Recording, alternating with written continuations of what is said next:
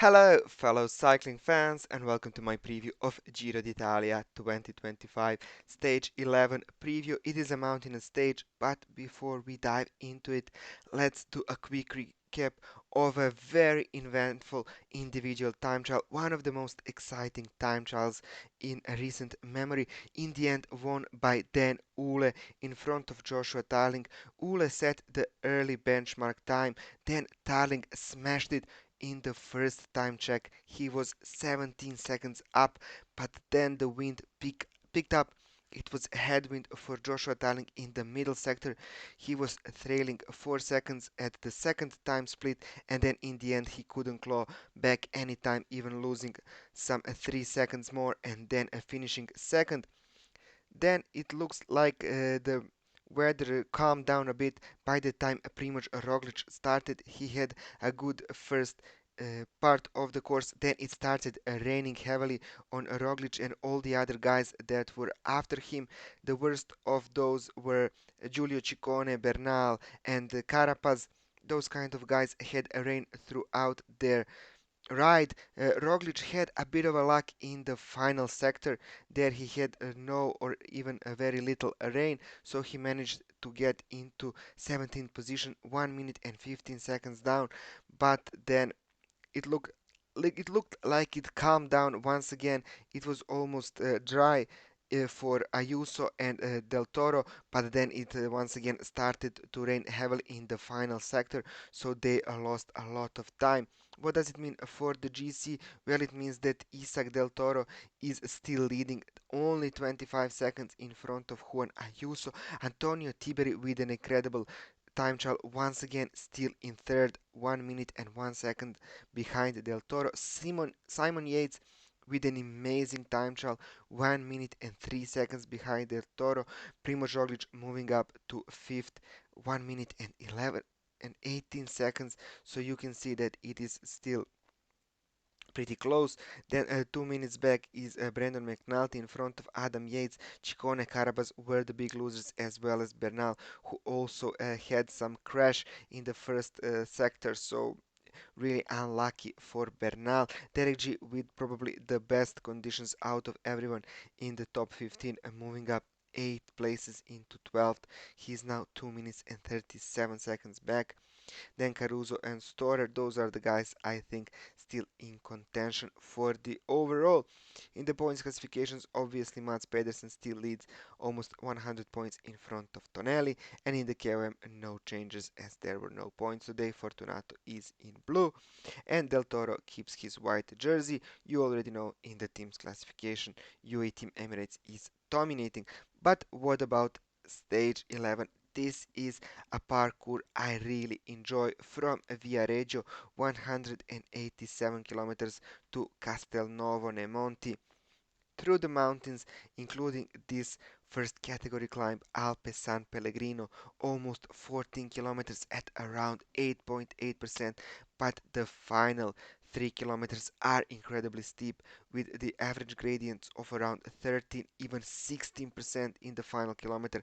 This is a place to attack if you are in any kind of form. This is where you want to bring back the time that you lost today, going all the way to 1000 meters and 500 of elevation. So that is a proper mountain stage. This is how it looks on the map from the seaside in Viareggio through this Alpe San Pellegrino mountain top finish. Then in Castelnuovo Nemonti, after doing two more climbs of second category.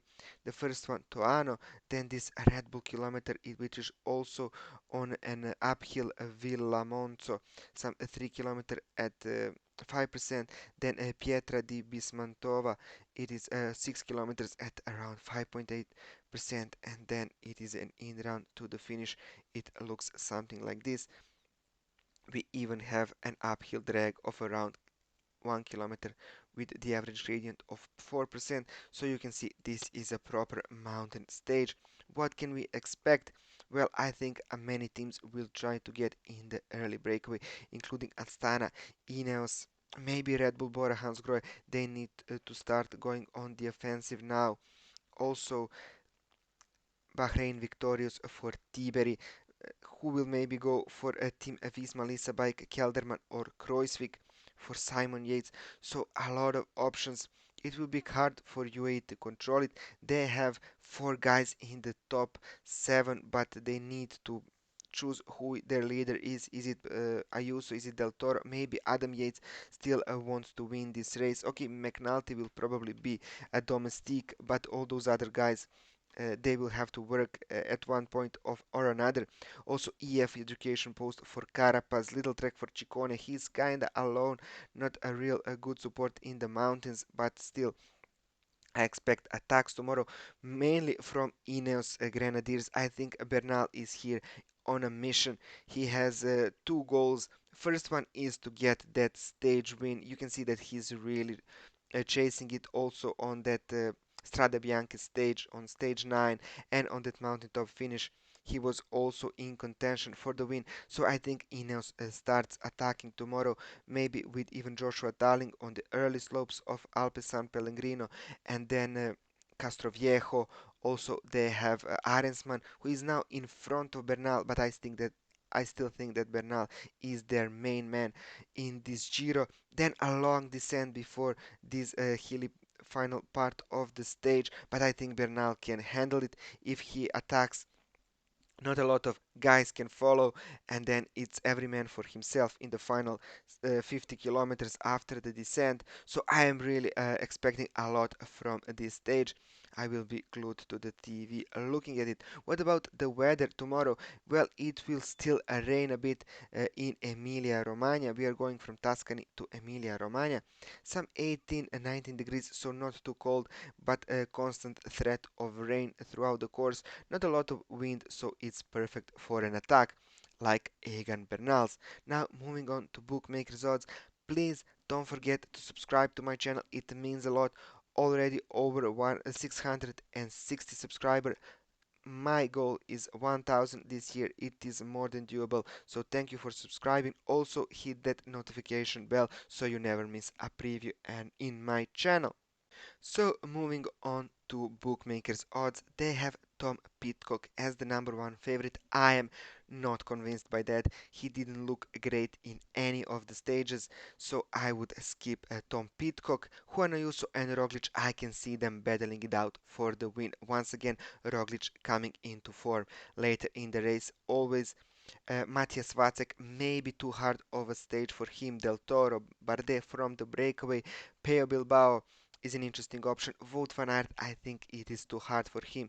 He will take a couple of rest days before trying to go for another stage win. I think also he will probably start supporting Simon Yates a bit more now that he got his trilogy completed. Wout Poels, Fortunato, they will always be gunning for the breakaway. Jane Vine, probably not a good option as he will be a domestique. Max Poole, Frigo, Ciccone, Luke Plapp, Michael Storer, he has to come alive at one point in this race. Prodom also from the breakaway.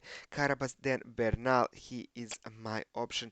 I think that he will have his redemption tomorrow for his crash today, and he will win for Colombia. So that is all for this preview. I hope you enjoy my comments about races. Give me a like if you do. Also, don't forget to subscribe as we already talked about it. Have a great day, and I hope to see you tomorrow for my preview of stage 12. Bye!